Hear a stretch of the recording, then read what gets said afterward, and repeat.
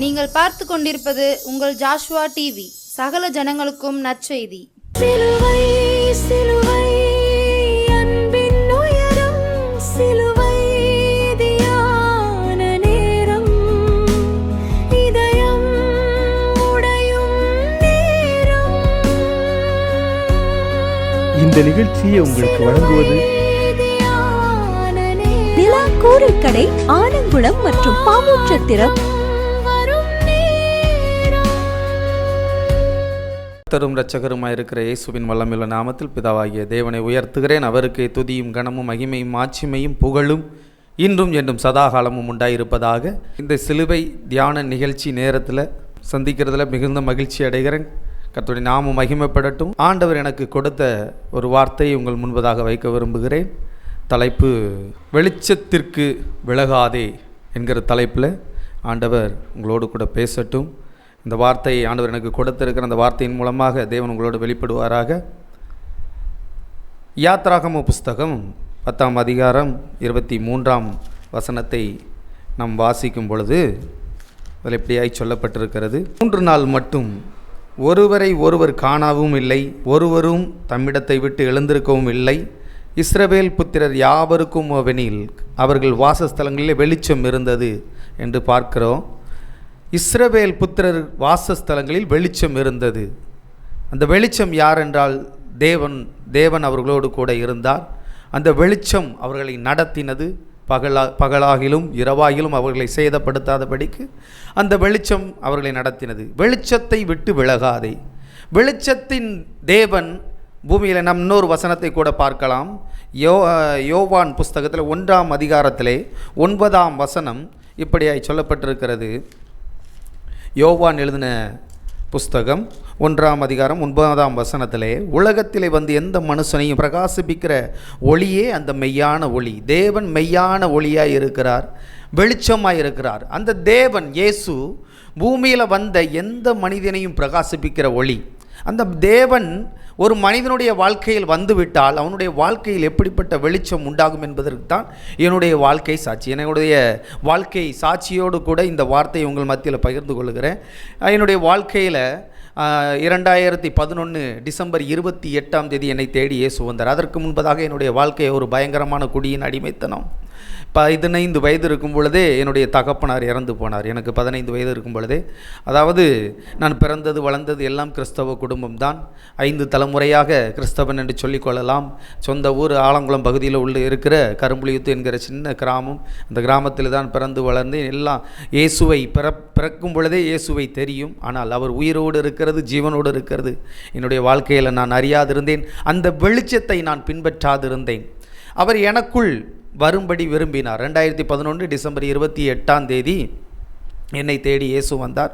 15 வயது இருக்கும்போது தகப்பனார் இறந்ததுனால கூலி வேலைக்கு போனேன். கூலி வேலைக்கு போன இடத்துல குடிகாரன் ஆகிட்டேன். குடி மாத்திரம் கிடையாது, விபச்சாரம், பேசித்தனம், எல்லா பாவ பழக்கத்துக்கும் அடிக்ட். புகையில் போடாமல் இருக்க முடியாது, கஞ்சா அடிக்காமல் இருக்க முடியாது, சிகரெட்டு பற்ற வைக்காமல் இருக்க முடியாது, பான்பராக்கு போடாமல் இருக்க முடியாது, எல்லா பழக்கத்துக்கும் அடிச்சு. ஒரு நிமிஷத்துக்கு ஒருக்கா என்னால் புகையில் போடாமல் இருக்க முடியாது. அப்படிப்பட்ட பழக்கத்துக்கு அடிமையாயிட்டேன். குடும்பத்திலே நான் தான் மூத்த பையன். எனக்கு பிறகு தம்பி, 2 தங்கச்சி. ஆமாம், எங்கள் அம்மா அடிக்கடி அழுவதுண்டு. எசப்பா, என் தலைப்பிள்ளை தரதலை பிள்ளையாக போயிட்டானே ஆண்டவரே, என் வாழ்க்கையில் ஒரு வெளிச்சம் உண்டாகாதா, என் வாழ்க்கையில் ஒரு விடிவெளி உண்டாகாதான்னு சொல்லி நான் அடிக்கடி குடித்து விட்டு நடு வீட்டில் படுத்திருக்கும் பொழுது என்னுடைய தாயார் அழுவது உண்டு. என் தலைப்பிள்ளை தரதலை பிள்ளையாக போயிட்டானே எசப்பான்னு சொல்லி.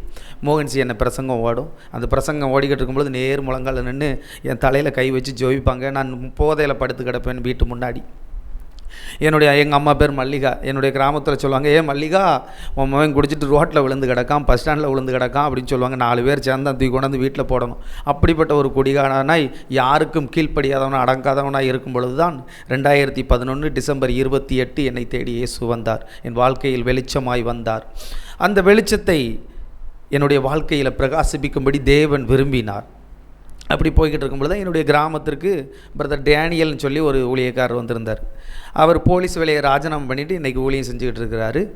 அவர் வந்திருக்கும் பொழுது என்னுடைய தாயார் வீட்டு வாசலில் உட்காந்து அவர் சாட்சியை சொன்னார். இயேசு என்னை விடுவித்தார், குடியின் அடிமைத்தனத்திலிருந்து என்னை ரட்சித்தார்னு சொல்லும் பொழுது என்னுடைய தாயார் வீட்டில் வாசலில் உட்காந்து ஓன்னு ஒப்பாரி வச்சுருக்காங்க. என் பிள்ளையும் இதே மாதிரி தான் இருக்கேன் ஏசப்பா அப்படின்னு சொல்லி. ஏன் அழுதாங்கன்னா, அன்றைக்கி நான் ஜெயிலில் இருக்கேன். ஜெயிலர் சேட்டை கடுமையாக பண்ணுவேன். சர்ச்சில் உள்ளே உட்காந்துட்டு பின்னாடி உட்காந்துருப்பேன். முடி இங்கே வர கிடக்கும். திராட்சை கொட்டை போட்டிருப்பேன் கழுத்தில், காலில் திஷ்டி கயிறு கட்டியிருப்பேன், கையில் ஜாதி கயிறு கலர் கலராக கட்டியிருப்பேன். ஆமாம், இப்படி என்னுடைய வாழ்க்கை தலைகீழாக இருந்தது. யாருக்கும் அடங்காதவன் சர்ச்சில் பின்னாடி உட்காந்து போயலை, சர்ச்சு உள்ளே வச்சு போயலை போடுவேன். எங்கள் சபையிலர் வந்து தயவு செய்து சபைக்கு வராதடா, உன்னால் மற்ற பையனும் கெட்டு போயிடுவாங்கன்னு அவர் சொல்லும்போது, ஏன் சபைக்கு நான் வருவேன், உங்களுக்கு என்னன்னு சொல்லி அவர்கிட்ட திமிர்வாதமாக விதண்டாவாதமாக பேசுவது வழக்கம். இப்படி நாட்கள் கடந்து போய் கொண்டிருக்கும் பொழுது தான் என்னை தேடி இயேசு வந்தார். என்னுடைய தாயார் மாதிரி வீட்டு வாசலில் ஓன்னு ஒப்பாரி வைக்கும் பொழுது நான் ஜெயிலில் இருக்கேன். ஜெயிலிருந்து ஜாமீனில் 4வது நாள் வெளியில் வரேன். வெளியில் வந்த பிற்பாடு எங்கள் அம்மா சொன்னாங்க, ஏடா இந்த மாதிரி ஒரு பிரதர் வந்தார், அவரை இயேசு விடுவித்தார், இயேசு குடியின் அடிமைத்தனத்திலேருந்து வாழ வைத்தார்னு சொன்னார், உன்னையும் வாழ வைப்பார்னு சொன்னாங்க. ஏம்மா போம்மா, உனக்கு ஒரு வேலை இல்லையாம்மா, இயேசு இன்றைக்கும் அம்மா அப்படி செய்வார் அப்படின்னு சொல்லி நான் எதர்ச்சியாக அலட்சியமாக நினைச்சது உண்டு. இப்படி போய்கிட்டு இருக்கும் பொழுது அந்த பிரதர் டேனியலுக்கு ஒரு கேம்ப் நடத்தினார். டிசம்பர் 28 வாலிபர் கேம்ப் நடத்தினேன். அந்த வாலிபர் கேம்புக்கு என்னை எல்லோரும் கூட்டிகிட்டு போகிறாங்க. என்னுடைய ஃப்ரெண்டு எப்படியாவது என்னையை கொண்டு போயிடணும்னு சொல்லி, ஏன்னா ஊரில் என் கிராமத்திலே ஆக மோசம் கழுசடை நான் தான். அப்படிப்பட்ட வாழ்க்கையில் இருக்கும் பொழுது தான் இயேசு என்னை மீட்டு எடுத்தார். அந்த கேம்புக்கு போகிறேன். 2 நாள் கேம்ப் முடிஞ்சது. 3வது நாள் கேம்பில் அந்த மனிதன் நடத்தி கொண்டு இருக்கும்போது நான் பின்னாடி புகையில் போட்டுக்கிட்டு இருக்கேன். அவர் என்னை பார்த்துட்டே இருக்கார், யாரா அந்த பையன் உள்ளே வச்சு இப்படி செய்கிறானே அப்படின்னு சொல்லி. இப்படி போய்கிட்டு இருக்கும் பொழுது தான் அந்த மனிதன் வந்து எல்லாரையும் எழுப்பி விட்டு பிரேயர் ஆரம்பித்தார். பிரேயர் ஆரம்பிக்கும் பொழுது, தம்பி பின்னாடி நிற்கிற தம்பி உன்னை ஏசப்பா நேசிக்கிறான்னு சொன்னோன்னே எனக்கு தூக்கி வாரி போட்டுட்டு, என்னையை போய் இந்த மனுஷன் பேசு நேசிக்கிறான்னு சொல்கிறாருன்னு சொல்லிட்டு பக்கத்தில் உள்ள என் மாமாவையும் சித்தப்பாவையும், மாமா சித்தப்பா கண்ணை முடியுங்க, இல்லைன்னா இந்த ஆளு முன்ன கூப்பிட்டு நம்மளை சாட்சி சொல்லுவாருன்னு சொல்லிட்டு அவங்கள கண்ணை மூட சொல்லிவிட்டு நானும் கண்ணை மூடி நிற்கிறேன். அவர் நான் கண்ணை மூடி நிற்கும் பொழுது அந்த மனுஷன் மறுபடியும் சொன்னார், தம்பி உன்னை அருகில் இயேசு நிற்கிறார், அவர் உன்னை நேசிக்கிறார்னு சொன்னார். சொன்ன மாத்திரத்தில் நான் கண்ணை மூடி நிற்கிறேன். என் முன்பதாக ஒரு பெரிய வெளிச்சத்தை பார்த்தேன். அந்த வெளிச்சத்தை பார்த்த மாத்திரத்தில் என் அருகில் நின்று யாரோ சொல்கிறாங்க, எனக்கு இவர்தான் இயேசு, இவர்தான் கடவுள் என்று சொல்லி சொன்ன மாத்திரத்தில் நான் என்னை அறியாமே பாவ உணர்வடைந்து, இயேசுவே என் பாவத்தை மன்னிங்க ஆண்டவரேன்னு சொல்லி கதறி அழுது அந்த இடத்துல என்னை ஒப்பு கொடுத்தேங்க. அன்னையிலிருந்து எனக்குள்ள ஒரு மாற்றம் வந்தது, ஒரு வெளிச்சம் உண்டாயிற்று. அந்த வெளிச்சம் எனக்குள்ளாக வந்தது, என்னை நடத்த ஆரம்பித்தது. அந்த வார்த்தைக்கு செவி கொடுக்க ஆரம்பித்தேன். ஆமாம், கிராமத்தில் போய் அந்த டிசம்பர் 28 என்னை ஏசப்பாமா தூக்கி எடுக்கிறாங்க. ஜனவரி 1 சபையில் ஏறி சாட்சி சொல்கிறேன், இயேசு என்னை விடுவித்தார், இயேசு என்னை வாழ வைத்தார்னு சொல்லி சாட்சி சொல்லும் பொழுது கிராமமே அதிர்ந்தது. நான் அந்த சாட்சியை சொன்ன மாதிரி 2-3 தினங்கள்லேயே அநேக வாலிபர்கள் தொடப்பட்டாங்க. ஒரு 80-70 வாலிபர்கள் ரட்சிக்கப்பட்டதை என் கண்கூடாக பார்த்தேன். ஏன்னா நான் குடிச்சிட்டு ரோட்டில் விழுந்து கிடந்தேன், அவங்களாம் பார்த்தாங்க. அதை பார்த்துட்டு இயேசு இன்னைக்கு உயிரோடு இருக்கிறாருன்னு சொல்லி அந்த ஜனங்கள் அன்னைக்கு ஆண்டவர் ஏற்றுக்கொண்டாங்க. அப்படி நடந்து ஆரம்பித்தார். ஆண்டவர் என்னை ஊழியத்திலையும் வேலையிலையும் கொண்டு போக ஆரம்பித்தார். ஆண்டவருக்காக ஓடி ஓடி ஓடி ஊழியம் செய்ய ஆரம்பித்தேன். நாட்கள் கடந்தது. ஒரு 4 வருடம் 5 வருடம் இப்படி ஓடிக்கொண்டிருக்கும்னா கிட்டத்தட்ட 2011 14 வரைக்கும் ஊழியம் செய்து கொண்டே இருக்கிறேன். குறிப்பிட்ட நாள் வரும் பொழுது என்னுடைய குடும்பம் என்னை அவமதித்தது. என்ன சொன்னாங்கன்னா, வீட்டில் என்னடா எப்போ பார்த்தாலும் ஏசு ஏசுன்னு பைபிளை தூக்கிட்டு போயிறியே, ஏசு உனக்கு சோறு போட்டுருவாரா, ஏசு உன்னை காப்பாற்றிடுவாரா, ஏசு உனக்கு வீடு கட்டி தந்துடுவாரா, ஏசு உனக்கு சம்பளம் தந்துடுவாரான்னு சொல்லி ஆளாளுக்கு கேள்விகளை அடுக்கும் பொழுது அவங்களுக்கு என்ன பதில் கொடுக்குன்னு என்னால் பேச முடியலை. இப்படி நாட்கள் போக போக டார்ச்சர் அதிகமாக என்னடா வாழ்க்கை அப்படிங்கிற மாதிரி வெறுத்து போய், எந்த தாயார் எனக்காக அதிகமாக ஜெபிச்சாங்களோ அதே தாயார் மறுபடியும் இப்படி நீ இயேசுவுக்கு ஊழியம் செஞ்சேன்னா உன்னால் ஒன்றும் வீடு கட்டி வாழ முடியாதுன்னு சொல்லி உலக காரியத்திற்காக என்னை என்ன செஞ்சிட்டாங்கன்னா டைவர்ட் பண்ணிட்டாங்க. நானும் சோர்ந்து போயிட்டேன். ரட்சிக்கப்பட்ட 4 வருடம் ஆண்டவருக்காக ஓடி ஊழியம் செய்தேன்னா எந்த பாவ பழக்கத்திலிருந்து ஆண்டவர் என்னை மீட்டு கொண்டு வந்தாரோ அதே பாவ பழக்கத்தில் மீண்டும் விழுந்தேன். அதே குடியின் அடிமைத்தனத்தில் விழுந்தேன். ஆண்டவர் என்னை தூக்கி எடுத்த பாவ பழக்கத்திலிருந்து மறுபடியும் விழுந்து என்னால் அதிலிருந்து மீள முடியவில்லை. இப்படி மறுபடியுமாக குடியின் அடிமைத்தனத்தில் சிக்கிக்கொண்ட என்ன அநேகர் தூசித்தாங்க. அநேகர் என்னையை இகழ்ந்தாங்க. அதே தாயார் திரும்ப ஆண்டவரிடத்தில் மன்றாடினாங்க, ஏசப்பா என் பிள்ளை ஊழியத்தில் இருந்தால் கூட இப்படி ஆயிருக்காதே ஆண்டவரேன்னு சொல்லி கதறி அழுதாங்க.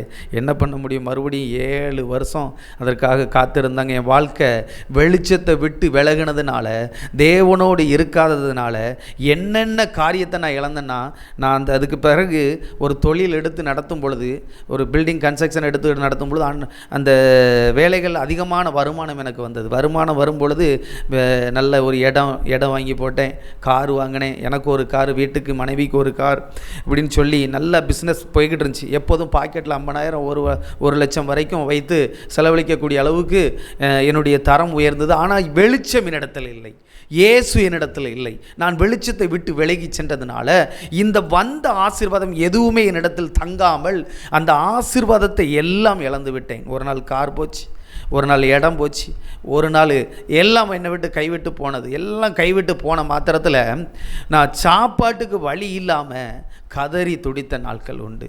ஒருவேளை சாப்பாட்டுக்கு வழி இல்லாமல். ஏன் இதெல்லாம் என் வாழ்க்கையில் அனுமதிக்கப்பட்டது என்று சொன்னால், வெளிச்சத்தை விட்டு விலகினதுனால. வெளிச்சத்தை விட்டு விலகாதிருங்கள். இயேசு ஒருவரை முன்குறித்து விட்டால், ஒருவரை அழைத்து விட்டால், அவர்களுடைய வாழ்க்கையில் என்ன நடந்தாலும் பரவாயில்லை, இயேசுவுக்காக நான் வாழ்வேன், இயேசுவுக்காக நான் ஓடுவேன், அவருக்காக ஜீவிப்பேன் என்று சொல்லி நீங்கள் நின்றீங்கன்னா ஆண்டவர் நிச்சயம் உங்களை நடத்துவார். அவர் உங்களை நிச்சயம் பாதுகாப்பார். என் வாழ்க்கையில் தவறுதலாய் நான் நினைத்து, சரி இனி இந்த உலக காரியம், இயேசு நம்ம என்னைக்கு ஆசீர்வதிக்கணும் இவங்கெல்லாம் சொல்கிறாங்கன்னு சொல்லிட்டு சுற்றி இருக்க பெற்ற தாய் தகப்பன் சொந்த பந்தத்துடைய பேச்சை கேட்டு நான் மறுபடியும் என்னுடைய தொழிலுக்கு நான் அதே வேலைக்கு திரும்ப போனதுனால என்னிடத்துல இருந்த மதிப்பு மரியாதை போச்சு. சொத்து வைத்திருந்த ஒரு வீடு போச்சு, ஒரு இடம் போச்சு, காரு 2 காரு வச்சுருந்த பைக்கு எல்லாத்தையும் இழந்து நடு தெருவுக்கு வந்து சாப்பாட்டுக்கு வழி இல்லாமல் போக வேண்டிய சூழ்நிலை வந்தது. எப்போ? வெளிச்சத்தை விட்டு விலகினதுனால தான். இன்றைக்கும் நிறைய தேவ பிள்ளைங்க அப்படித்தான். உங்களுடைய வாழ்க்கையில் வெளிச்சத்தை விட்டு நீங்கள் விலகி நிற்கிறீங்க. உங்களுடைய வாழ்க்கையில் தேவன் ஆதியில் உங்களை ரட்சித்து மீட்டெடுத்து வைத்தது உங்களுக்கு தெரியும். இன்றைக்கி இந்த சேனல் மூலமாக நீங்கள் பார்த்து கொண்டிருக்கிற தேவ பிள்ளைங்க இருக்கலாம். உங்களுடைய வாழ்க்கையில் இப்படிப்பட்ட ஒரு சம்பவம் நடந்திருக்கலாம். நீங்கள் ஆதியில் தேவனோடு அன்பாக இருந்திருப்பீங்க, ஆதியில் தேவனோடு உறவாக இருந்திருப்பீங்க, அவரோடு ஐக்கியம் கொண்டு இருந்திருப்பீங்க. இயேசுன்னா யாருன்னு உங்களுக்கு தெரியும், இயேசு எப்படிப்பட்டவர்னு தெரியும், அவர் எவ்வளவு நல்லவர்னு தெரியும். ஆனால் தெரிந்தும் உங்களுடைய மதிப்பு மரியாதையை இழந்து இன்னைக்கு சிக்கி தவித்து கொண்டிருக்கலாம்.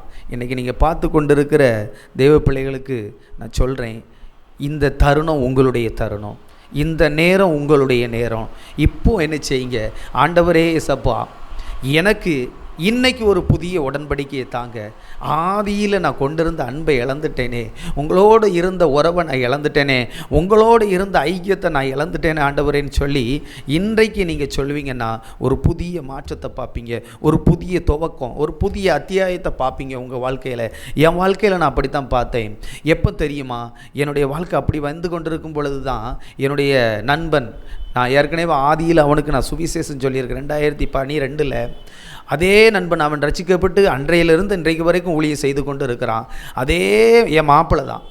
அதே சகோதரன் மறுபடியும் என்னிடத்துல வந்து, நான் அன்னைக்கு விதைச்ச விதை மறுபடியும் வந்து என்னிடத்துல அவன் மறுபடியும் சுவிசேஷம் சொல்லி, நீ எப்படி இயேசுவுக்காக ஓடுன, எப்படி ஊழியம் செஞ்சு இப்போ இப்படி விழுந்து கிடக்கியன்னு சொல்லி மறுபடியும் அந்த மனிதன் மூலமாய் தேவன் என்னோடு பேசினார். அந்த சகோதரன் மூலமாக என்னோடு இயேசு பேசினார். அவன் பேசின பிற்பாடு என் இருதயம் நொறுக்கப்பட்டு, இயேசுவே என் பாவத்தை மன்னிங்க, என் அக்கிரமத்தை மன்னிங்க, உங்களை நான் இழந்துட்டேனே, உங்கள் வெளிச்சத்தை நான் இழந்துட்டேனே, உங்கள் ஒளியை நான் இழந்துட்டேனே, இனிய வாழ்க்கையில் நான் இழந்து போயிடக்கூடாதுப்பா, உங்கள் வெளிச்சத்தை இழந்துடக்கூடாது, உங்கள் ஆண்டவரே உங்கள் நன்மையை நான் இழந்துடக்கூடாதுன்னு சொல்லி அன்னைக்கு ராத்திரியே வீட்டில் போய் கதறி அழுது ஒப்பு கொடுத்தேன்.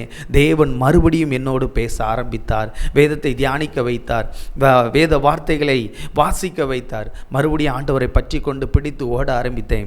2023 அந்த சகோதரன் இடத்துல வந்து பேசினா, அன்னைக்கு ஆண்டவரை பற்றி பிடித்து கொண்டேன். மறுபடியும் இப்பொழுது 3 வருடமாக ஆனால் அன்னைக்கெல்லாம் நான் ட்ராக்ஸு தான் கொடுத்து ஊழியம் செஞ்சேன். இப்பொழுது அப்படி இல்லை.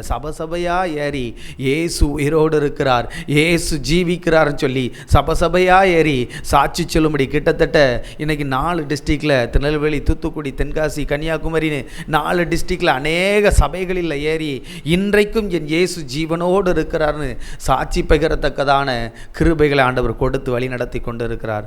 உங்களுடைய வாழ்க்கையில் அப்படித்தான். நீங்கள் ஏற்கனவே உங்களுக்கு இருந்த சாட்சிகளை நீங்கள் இழந்து போயிருக்கலாம், உங்களுக்கு இருந்த நன்மைகளை நீங்கள் இழந்து போயிருக்கலாம், உங்களுடைய வாழ்க்கையில் நீங்கள் இருந்த ஏற்கனவே ஆண்டவரோடு தொடர்பு இருந்த அந்த தொடர்புகளை, அந்த வெளிச்சத்தை விட்டு நீங்கள் விலகி இருக்கலாம். இன்னைக்கு சொல்லுங்க, ஆண்டவரே இந்த நேரத்தில் என்னை உயிர்ப்பீங்க ஆண்டவரே, திரும்ப எனக்கு இந்த வெளிச்சத்தின் பாதையில் என்னை கொண்டு வாங்க.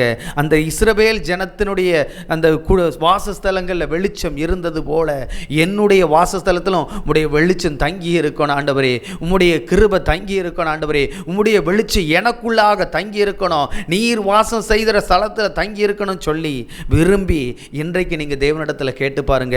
இன்னைக்கு ஒரு புதிய அத்தியாயத்தை கர்த்தர் உங்களுக்கு துவங்க விரும்புகிறார். இன்னைக்கு ஒப்பு கொடுங்க ஆண்டவரிடத்தில்.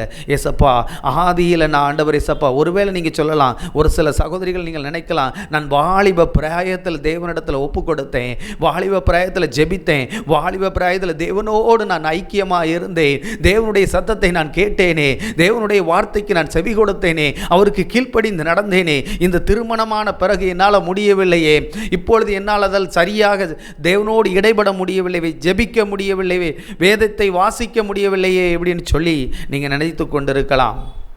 இன்றைக்கி ஆண்டவர் உங்களுக்கு தான் சொல்லுகிறார், இன்றைக்கி உங்களிடத்தில் தான் பேசுகிறார். இன்றைக்கி ஒரு புதிய அத்தியாயம், இன்றைக்கி ஒரு புதிய தொடக்கம். என்னுடைய வாழ்க்கையில் புதிய துவக்கத்தை துவங்கினார், என்னுடைய வாழ்க்கையில் அந்த வெளிச்சத்தை திரும்பவும் கொண்டு வந்தார். வெளிச்சத்தை விட்டு விலகாதிருங்கள்ங்கிற தலைப்பில் இன்றைக்கி தேவன் உங்களோடு கூட பேசி கொண்டு இருக்கிறார். என்ன வெளிச்சத்தில் நான் விலகி ஓடி எதையெல்லாம் இழந்தனோ அதை நீங்கள் இழந்து போயிடக்கூடாது. உங்கள் வாழ்க்கையை ஒருவேளை என்னுடைய ஜீவனை நான் இழந்திருந்தேன்னா அது ஆண்டவருடைய கிருபை என்னை ஜீவனோடு மறுபடியும் மீட்டெடுத்து உள்ளே கொண்டு வந்தார். ஒருவேளை இன்றைக்கி ஆண்டவர் உங்களிடத்தில் பேசி கொண்டு இருக்கலாம், வெளிச்சத்தை விட்டு விலகாதிருங்க, தேவனோடு மறுபடியும் தொடர்பு வைங்க, தேவனோடு ஐக்கியம் கொள்ளுங்க. தேவன் அவர் உங்களை அவருடைய வெளிச்சத்திற்கு வரும்படி விரும்புகிற தேவன். அவருடைய வெளிச்சத்திற்கு வாங்க. அவருடைய வெளிச்சத்திற்கு வந்தால்தான் இந்த பூமியில் நீங்கள் நிலையாய் நின்று வாழ முடியும், இந்த உலகத்தை ஜெயிக்க முடியும், இந்த உலகத்தை நீங்கள் மேற்கொள்ள முடியும். அழகான அந்த வசனத்தை பார்த்தீங்கன்னா யோவான் 1:9 உலகத்திலே வந்த எந்த மனுஷனையும் பிரகாசிப்பிக்கிற ஒளியே அந்த மெய்யான ஒளி. இந்த வார்த்தை என்னுடைய வாழ்க்கையில் நிறைவேறினது. எந்த மனுஷனையும், பாவியாக இருந்தாலும், துரோகியாக இருந்தாலும், அயோக்கியனாக இருந்தாலும், பொறுக்கியாக இருந்தாலும், தேவன் தூக்கி எடுத்து தனக்கு நேராக சாட்சியாக நிலைநிறுத்துகிற அந்த நல்ல தேவன் உங்களுடைய வாழ்க்கையிலும் நிலைநிறுத்துவாராக. அப்படியே என்ன செய்ய போகிறோன்னா, இருந்த இடத்துல இருந்து ஆண்டவரே சப்பா கண்களை மூடி நம்ம ஜெபிக்க போகிறோம். ஆண்டவரே, இது வரைக்கும் ஆண்டவரே நான் உங்கள் வெளிச்சத்தை விட்டு விலகி இருக்கலாம்ப்பா, வெளிச்சத்தை விட்டு விலகி இருக்கலாம். இன்றைக்கி நான் ஒப்பு கொடுக்குறேன்ப்பா, இனி உங்கள் பாதையில் நான் ஆண்டவரை விட்டு விலக மாட்டேன் ஆண்டவரே. இனி ஆண்டவரே என்னுடைய வாழ்க்கையில் நீங்கள் புதிய தொடக்கத்தை துவங்குங்க, புதிய அத்தியாயத்தை தொடங்குங்கப்பா. இனி என் வாழ்க்கை ஒளிரட்டும், என் வாழ்க்கை பிரகாசிப்பிக்கட்டும் ஆண்டவரே சப்பா. ஆதியில் கொண்டிருந்த அன்பை நான் இழந்துட்டேனே, ஆதியில் கொண்டிருந்த அந்த ஐக்கியத்தை இழந்துட்டேனே, உங்களோடு உறவாடுகிற அந்த உறவாடுதலை நான் இழந்து விட்டேனேப்பா. இனி அப்படி அல்ல ஆண்டவரே, இன்னும் தொடர்ந்து உம்முடைய சமூகத்தில் நான் ஓடுவேன்ப்பா, இன்னும் தொடர்ந்து உம்முடைய சமூகத்தில் நிலைத்திருப்பேன்ப்பா. இனி நான் ஜெபிப்பேன்ப்பா, இனி மணிக்கணக்காக உம்முடைய சமூகத்தில் நான் காத்திருப்பேன்ப்பா. அந்த ஐக்கியத்தை எனக்கு தொடர்ந்து தாங்க ஆண்டவரேன்னு சொல்லி கேட்கலாமா? என்னோடு கூட சேர்ந்து நீங்கள் ஆண்டவரிடத்தில் கேளுங்க, ஆண்டவரோடு கூட பேசுங்க, இடைபடுங்க, தேவனோடு கூட பேசுங்க. பேசுகிறதை விரும்புகிற தெய்வம் இயேசு மாத்திரமே. நீங்கள் பேசின வார்த்தைக்கு திரும்ப மறு உத்தரவு கொடுக்கிற ஒரே தெய்வம் இயேசு மாத்திரமே. நான் தேவனோடு பேச பேச அநேக காரியங்களை எனக்கு கற்றுக் கொடுத்து இன்னைக்கு நிலையாக நிறுத்தி என்னை வாழ வைத்து வழி நடத்தி கொண்டிருக்கிற அந்த அன்பு தெய்வம் இன்னைக்கு உங்களை பார்த்து சொல்றாரு, உங்களையும் வாழ வைப்பார், உங்களையும் நடத்துவார். நீங்க எந்த இடத்துல விழுந்து முறிந்து போனீங்களோ அதே இடத்துல எழுந்து நிமிர்ந்து நிற்கும்படி தேவன் உங்கள் தலையை நிமிர்த்த போகிறார், தேவன் உங்கள் தலையை நிமிர்த்த போகிறார். அப்படியே சொல்லலாமா? ஆண்டவரே, இந்த நாளில் ஒரு புதிய துவக்கத்தை துவங்கித்தாங்க, புதிய அத்தியாயத்தை துவங்கித்தாங்கப்பா. என் வாழ்க்கையில் அந்த வெளிச்சம் உண்டாகட்டும், அந்த வெளிச்சம் வரட்டும், என் வாழ்க்கையில் அந்த வெளிச்சம் பிரகாசிப்பிக்கட்டும் அப்பா. நீர் பூமிக்கு ஒளியாய் வந்தீர், அந்த ஒளி என்னில் பிரகாசிப்பிக்கட்டும் ஆண்டவரே. தொடர்ந்து ஆளுகை செய்வீராக. பொறுப்படுத்திக் கொள்ளுங்க. நீங்கள் மகிமைப்படுங்க. இயேசு கிறிஸ்துவின் மூலம் ஜெபம் கேளும் நல்ல பிதாவே. ஆமென், ஆமென், ஆமென். நண்பர்களாய் குடும்பமாய் கொண்டாடி மகிழ நிலா கூரை கடை வாங்க. நமது நிலா கூரை கடை ஆலங்குளம் மற்றும் பாவூர்சத்திரத்தில் உள்ளது. மதியம் மற்றும் இரவு உணவுக்கு சிறந்த இடம்.